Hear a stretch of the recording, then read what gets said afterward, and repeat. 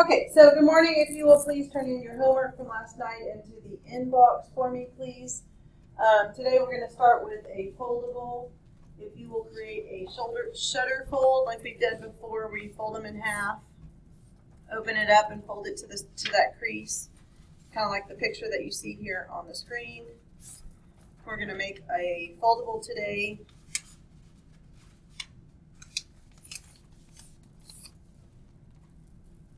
When you get done, this is what you're going to write on the front side. We have a conditional, which is an if-then statement. A biconditional, which is if and only if. A converse is when you switch the if and the then. The inverse is a statement where you add nots. And a contrapositive, switch and add nots. And if you can pause right here to give the students time to write the front of this foldable. On the inside, on the left side, you're going to write hypothesis and conclusion. A conditional statement is an if-then statement. So if you eat bad meat, then you will get sick. So you eat bad meat is the hypothesis, and the conclusion is the part that comes after the then, which means that you will get sick. That is your conditional statement. On the other side, the converse.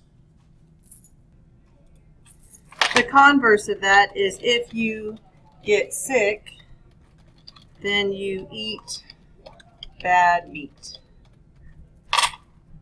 Okay, is that a true statement or a false statement? The answer is that it's false. And the counter example is that you could get the flu. You don't have to get sick from bad meat. The inverse is when you take the conditional statement and you add nots. So if you do not eat bad meat, then you will not get sick. Is that a true statement? If you do not eat bad meat, then you will not get sick. And that is also false. The counterexample is again that you could have the flu.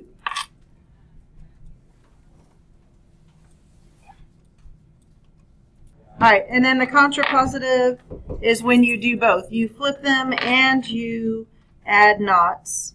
So if you do not get sick and you did not eat bad meat, sorry, I messed that up. If you do not get sick, then you did not eat bad meat. And where that is sometimes true, sometimes false, we're not going to worry about that part, about the true and false part. But that's the examples of a converse, an inverse, and a contrapositive. All right, so now what I want you to do is to take the little half sheet and cut strips out. There are two different kinds. There's 4 of them that say something about angles and right angles, and 4 of them that say dogs and pets.